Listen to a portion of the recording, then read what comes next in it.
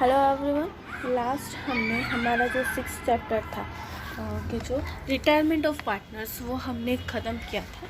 आज के इस वीडियो में हम हमारा जो न्यू चैप्टर है, चैप्टर नंबर 7, जो आपका अकाउंट का पार्ट 1 का लास्ट चैप्टर है, डिसोल्यूशन ऑफ पार्टनरशिप फॉर्म, उसके बारे में हम करेंगे।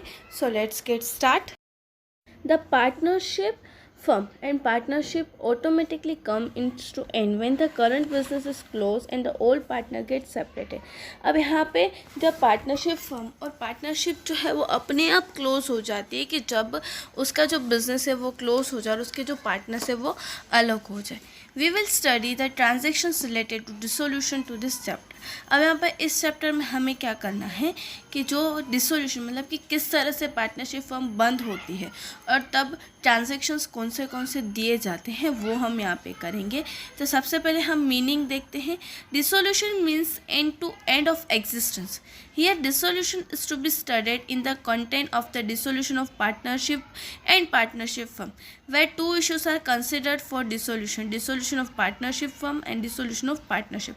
अब यहाँ पे डिसोल्यूशन का मीनिंग क्या होता है कि हम जो फर्म है उसके एग्जिस्टेंस का अंत आता है। अब यहाँ पे डिसोल्यूशन दो कंटेंट में, दो इश्यूज में कंसिडर किया जाता है कि फर्स्ट पूरी पार्टनरशिप फर्म बंद हो जाए या तो फिर कोई भी जो पार्टनरशिप है उसका एंड आना। With the partnership firm close down it's business on the permanent basis or a firm become non-existent or from legal point of view is known as dissolution of partnership firm। मतलब कि जब partnership firm का जो पूरा business है वो permanent basis पे बंद हो जाए, कि वो पूरी पार्टनरशिप फर्म ही बंद हो जाए, तो that is called a dissolution of partnership firm. When a running firm is close and its business activities are close to its dissolution of partnership firm. मतलब कि हमारा जो बिजनेस चल रहा है उस बिजनेस को अगर हम क्लोज करते हैं that is called a dissolution of partnership firm. मतलब कि पूरा बिजनेस से हम बंद कर रहे हैं। When except one partner all a partners get separated from a firm that is also end of partnership. कि यहाँ पे कोई एक पार्टनर हो कि जिसे छोड़ के सारे पार्टनर्स वो फर्म को छोड़ रहे हैं, दैट मीन्स कि कोई एक पार्टनर के अलावा सब पार्टनर्स जो है उस पार्टनरशिप फर्म में निकल जाते हैं, तब हम क्या करते हैं कि उस पार्टनरशिप का एंड होया, वो बिजनेस बंद नहीं हुआ बट वो पार्टनरशिप बंद हुई।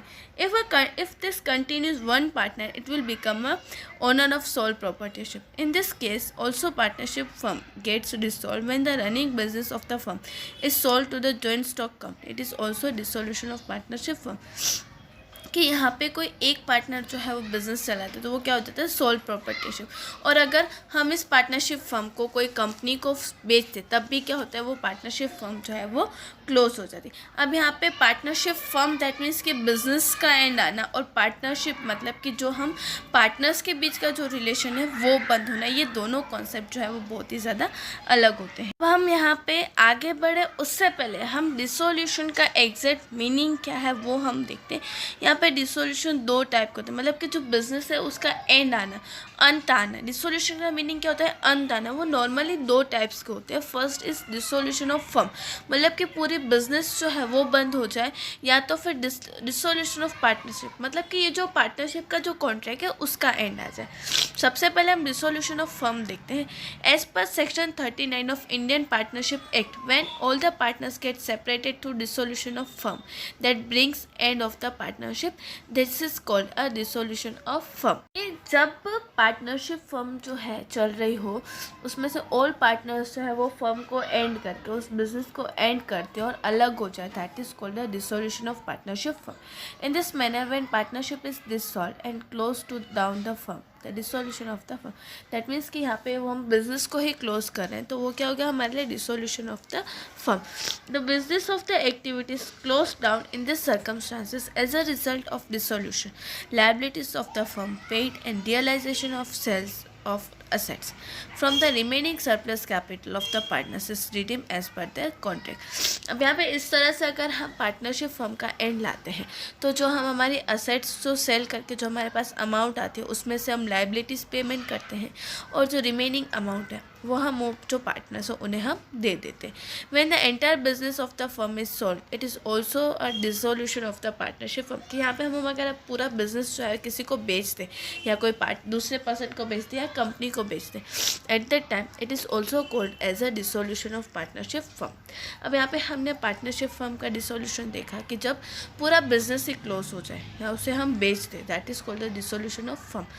अब हम डिसोल्यूशन ऑफ पार्टनरशिप की जो पार्टनरशिप है वो किस तरह से एंड आती है। When business not closed down due to retirement of a partner, death of a partner, insolvency of a partner, or due to any other reasons, and remaining partners keeps business continuous. This is called the dissolution of all partnership. That means कि अगर कोई partner की retirement हो जाए, उसकी death हो जाए, कोई पार्टनर इंसॉल्वेंट हो जाता है, मतलब कि उसके डेट पेमेंट करने के कैपेबल ना हो, या कोई भी अदर रीज़न से अगर वो पार्टनरशिप छोड़ता है, तो ऐसा नहीं कि हम उस फर्म को बंद कर दें, बट ओल्ड पार्टनर्स अगर उस पार्टनरशिप उस बिज़नेस को कंटिन्यू करते हैं, तो एट दैट टाइम हम क्या कह सकते हैं कि जो पार्टनरशिप है उसका डिसोल्यूशन है, पूरी फर्म बंद नहीं हुई है। Except out going partners, remaining partners keeps business continues, consequently new partnership takes place. कि यहाँ पे जो ओल्ड पार्टनर्स निकल जाते तो उसके बाद न्यू पार्टनरशिप के अकॉर्डिंग जो है वो बनाई जाती। Generally the proportion of the partnership change continuing partners in this circumstances partnership firm does not get dissolve but new partnership come into existence due to reorganisation of partners. यहाँ पे अगर कोई एक पार्टनर चला जाता है तो उसके कारण बिजनेस बंद नहीं किया जाता, बट हम क्या करते हैं जो old profit and loss sharing ratio होता है या कैपिटल रेशो, वो सारी चीज़ें चेंज कर देते हैं और एज अ रिज़ल्ट जो न्यू पार्टनरशिप जो है वो जनरेट होती है। Partnership is a relation of partners well firm is a group और नेम ऑफ द पार्टनर्स। यहाँ पर पार्टनरशिप क्या है कि जो पार्टनर्स के बीच का रिलेशन है, और पूरा जो फर्म है कि वो पूरा group of the old partners जो है, तीनों पार्टनर्स का ग्रुप है, that is called a partnership firm.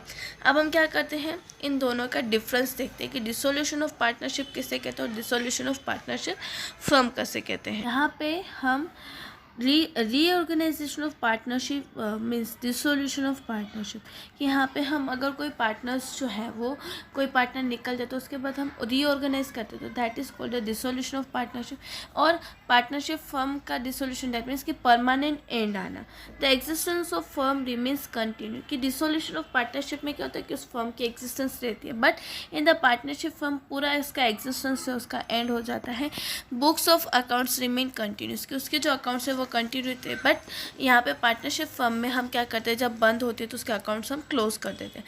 No accounts are settled but profit and loss arise due to revaluation account is credited और debited respectively to the partners capital account. Generally account of out going partners are settled, that means कि यहाँ पे हम कोई भी accounts नहीं करते, but हम क्या करते हैं profit and loss sharing ratio जो है वो चेंज कर देते हैं, और जो पार्टनर जा रहा होता है उसके अमाउंट जो हम सेट करते हैं। बट इन पार्टनरशिप फर्म हम सारे अकाउंट्स जो है वो सेटल करते हैं, अकाउंट असेट्स को सेल कर देते हैं, लाइबिलिटीज़ पेमेंट कर देते हैं, और जो अमाउंट होती है उसे हम पार्टनर्स के बीच में डिस्ट्रीब्यूट कर देते हैं।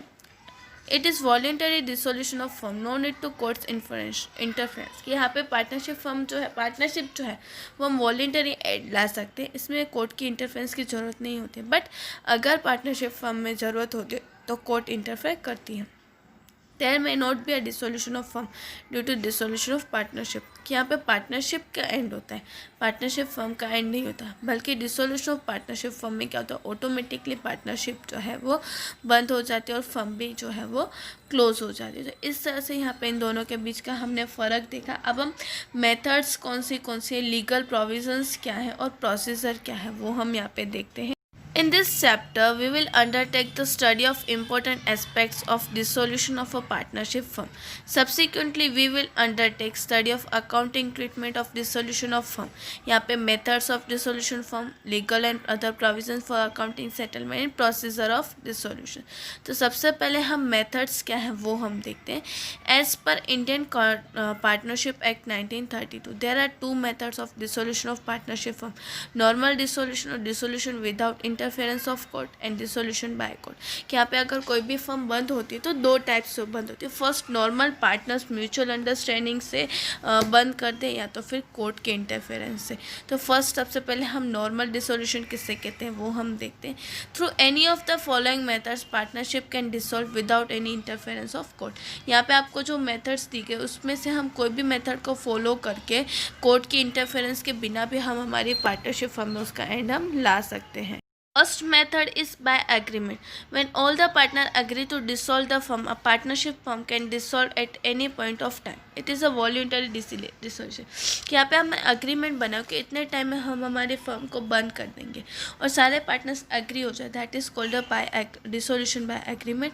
Second is dissolution as per contract. Dissolution of partnership firm can be done on the basis of predetermined contract between partners.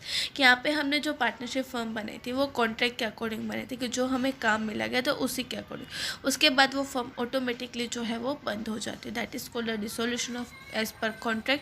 Dissolution as per act. In the following condition there is a compulsory dissolution of the act.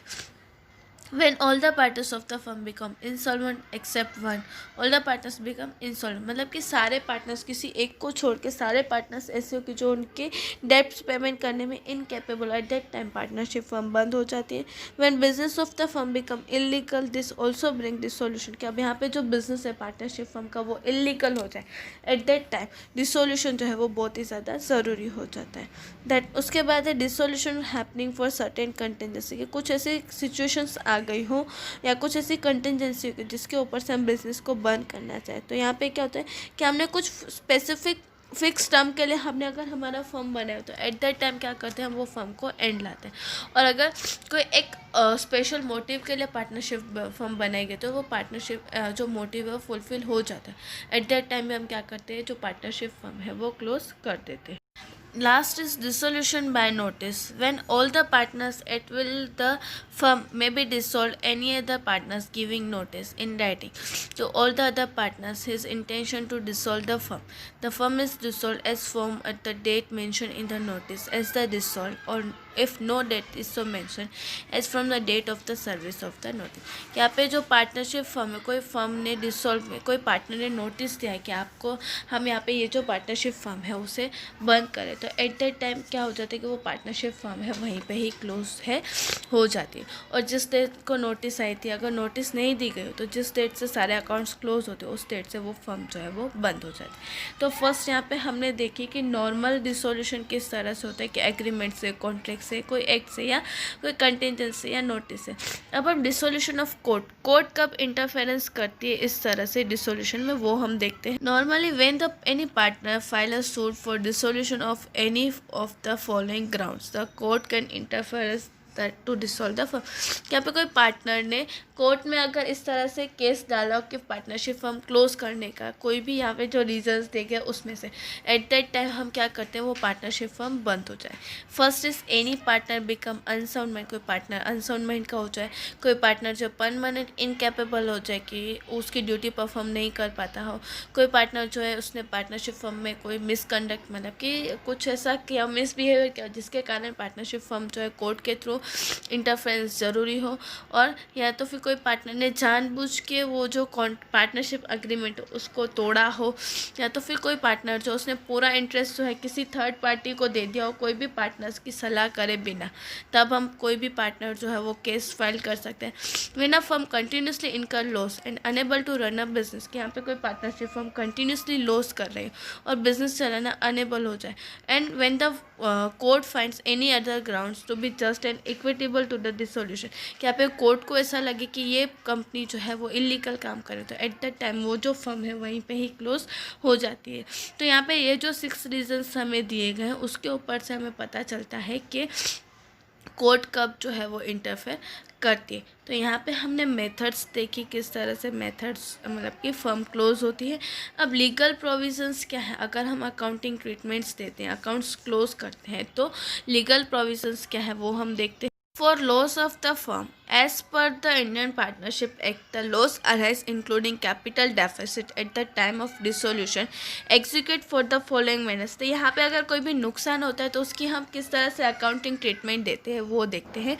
कि first of all of the right of from the profit of the firm. कि अगर नुकसान है तो हम profit में से हम क्या करते हैं तो उसे माइनस कर देते. और अगर प्रॉफिट भी उस लॉस के लिए सफिशिएंट नहीं है तो पार्टनरशिप का जो कैपिटल, पार्टनर्स की जो कैपिटल है उसमें से हम माइनस कर देते हैं.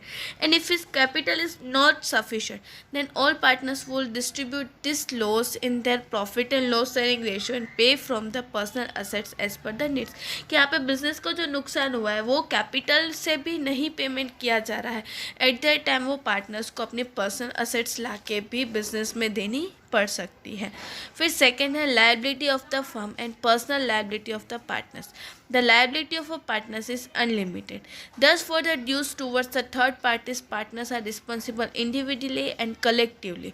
As are legal provisions, assets of the firm are used to discharge the liabilities and for the firm, and the personal assets for the partners used to discharge their personal liabilities. That means कि यहाँ पे partnership firm में partners की liability क्या होती है, unlimited होती है. यहाँ पे बिजनेस की असेट्स जो है वो बिजनेस के डेप्ट पेमेंट करने के लिए यूज़ की जाती है, और पर्सनल असेट्स जो होती है पार्टनर्स के, अगर उसने पर्सनली कहीं पे लोन या डेप्ट दिया तो उसे पेमेंट करने के लिए यूज़ की जाती है. Since the liabilities of the partners is unlimited after making the payment of personal liabilities from the assets, surplus can be use to pay the liability of the firm. यहाँ पे जो liability होती है वो liability जो है partners के unlimited होती है, इसलिए अगर खुद की पर्सनल लायबिलिटी पेमेंट करने के बाद अगर अमाउंट बचती है तो वो बिजनेस की लायबिलिटी पेमेंट करने में उसे हेल्प करना ज़रूरी होता है. फिर यहाँ पे थर्ड पॉइंट दिया है partners loan to firm at the time of dissolution of the firm. यहाँ पे first of all the dissolution expense and the payment liabilities of the firm are paid from the realisation assets of the firm. Then the surplus the loan partners is redeemed. If the after making the payment firm's liabilities, the availabilities of surplus is insufficient, the return back of loan of more than one partner, nothing can be recovered from the partner. In this case, the loan of these partners is redeemed in their loan proportions. कि यहाँ पे ऐसा हो कि सबसे पहले हम क्या करते हैं कि हमारी जो असेट्स होते हैं उस असेट्स को हम सेल कर देते हैं, रियलाइजेशन कर देते हैं, उसमें से सबसे पहले लायबिलिटीज़ पेमेंट की जाती है, और लायबिलिटीज़ के बाद अगर जो अमाउंट बचते तो वो हम लोन जो है पार्टनर्स की दे देते.